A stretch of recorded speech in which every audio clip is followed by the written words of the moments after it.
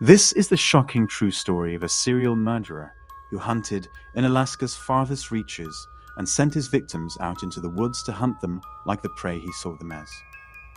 Robert Hansen had been killing for a long time, and when he was finally apprehended, he was responsible for 17 killings and 30 rapes.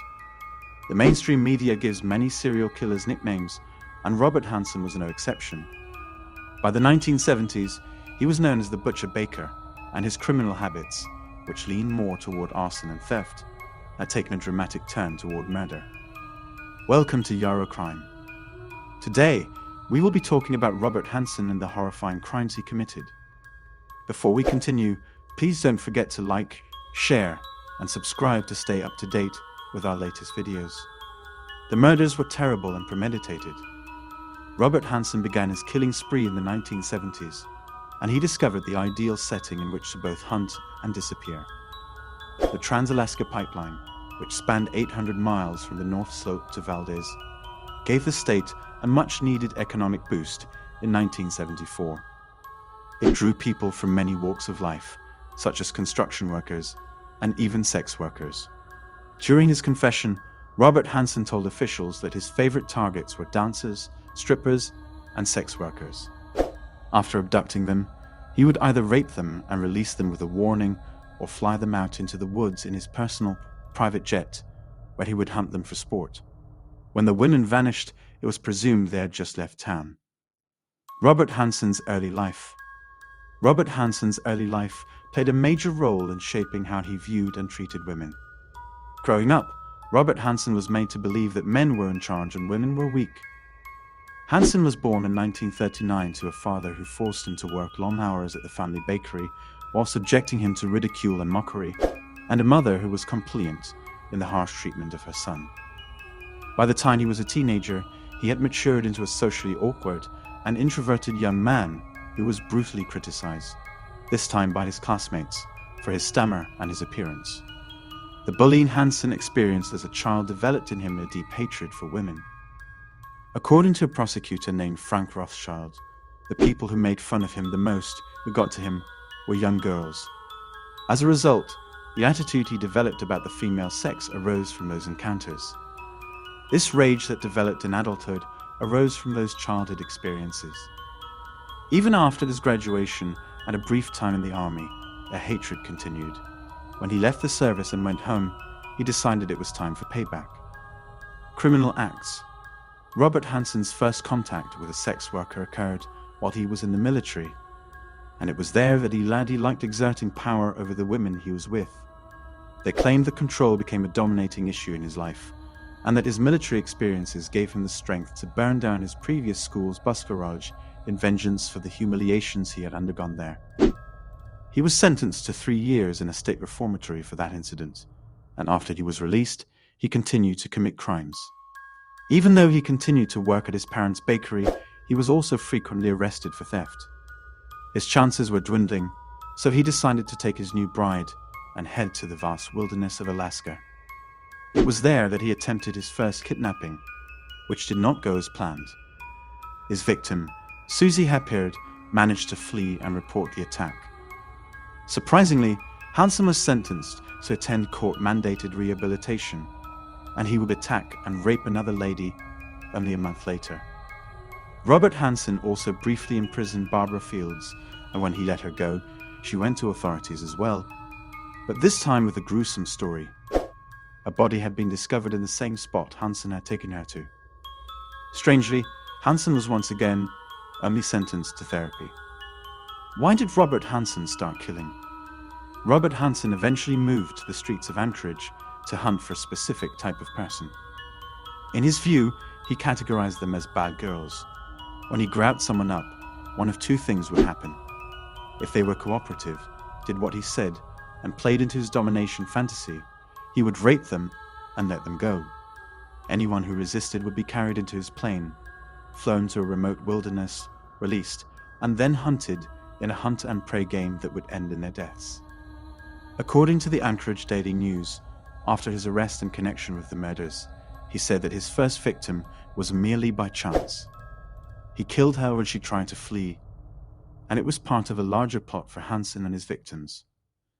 When the New York Times reported on his conviction and sentencing, they quoted District Attorney Victor Crumb's argument. He explained Hansen's attitude toward women and his hunting motivations, adding that rejection was his trigger.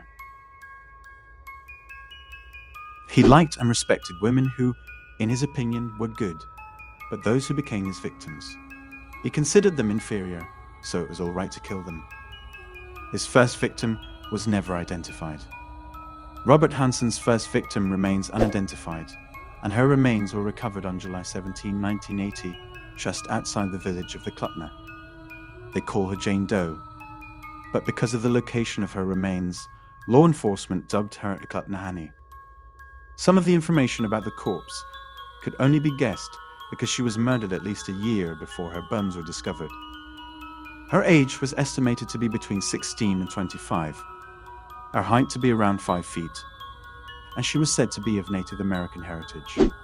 Hansen told police about the murder after being arrested in connection with previous homicides, stating he met her on the street and assumed she was a sex worker. On the trip to Muldoon, he stated that he promised her he wouldn't injure her if she cooperated. However, when his truck became engulfed in mud, she used the chance to flee, despite the fact that he was holding her at gunpoint. Hansen told journalists that she too was armed. She'd had a knife in her purse. He grabbed and stabbed her with her knife, then dumped her where she was discovered later by workers repairing neighborhood electrical lines. Hansen stated he had no idea what her real name was, and she is still unidentified to this day. Multiple arrests, the frequency with which the butcher baker was detained in connection with related offenses, may be more alarming than his crimes. The New York Times noted that he had been detained 3 times over the period of 12 years, each time on charges of kidnapping, rape, and violence against women, in addition to serving time in a state reformatory for arson. Despite his criminal history and the fact that he was well known to law enforcement, Hansen received only minor jail time and frequently received therapy orders. He reportedly shared his fantasies of exacting violent retribution against those who had wronged him, particularly women who mocked, laughed at, rejected, and disobeyed him, with the psychiatrists assigned to his case during his post-military time at the reformatory. After being found guilty early on of abducting and raping an 18-year-old, he received a work release program as part of his sentence. His plan to hunt the sex workers in Anchorage the same way he killed the animals that prowled the surrounding area on his first night after leaving the program was plotted as he entered the city and observed them at work. One brave survivor who helped secure his final conviction. Cindy Paulson, then 18, met with Alaska State Trooper Glenn Flove on September 27, 1983, and gave a detailed account of the night she was attacked. It all started when Robert Hansen contacted her and offered her $200 to do a sex act. And Paulson claims that when they were in his car, he put a gun on her and handcuffed her. Paulson went on to say that he took her back to his house, assaulted her again, and told her he was bringing her to his cabin. They drove to the airport, where his plane was waiting, and Paulson stated that she took advantage of the situation. She hadn't gotten far when a truck driver drove over and picked her up, and she had no intention of pursuing the matter at first. He dropped her off at the hotel she requested, and she then reported the incident to the police. Law enforcement persuaded her to show them the plane, which gave them the justification to go after Hansen with search warrants, and also enabled them to gather enough evidence for trial and conviction. Valid evidence helped Robert Hansen behind bars. Law enforcement officials interviewed Robert Hansen soon after, and he claimed to have never met the woman who went to Alaska State Troopers to report her kidnapping and assault.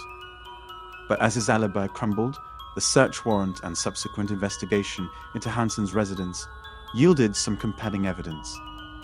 In addition to a soundproof room hidden behind a basement wall panel, investigators also uncovered jewelry, prizes taken from the victims, and weapons. The most important piece of evidence was a flight map with a series of circles indicating where bodies were buried. Robert Hansen was finally convicted in 1984. According to the Washington Post, Robert Hansen eventually admitted to the deaths of 17 people, as well as 30 additional instances of rape. Instead of being tried individually for each of the 17 deaths, he was convicted on 4 charges of murder. Sadly, the remains of 5 of his victims were never found. Robert Hansen was arrested, tried, and sentenced for 461-year jail term after being found guilty. Robert Hansen only served 30 years of his sentence before dying in 2014 of natural causes following a year of declining health. Thanks for watching, and I hope you enjoyed today's episode.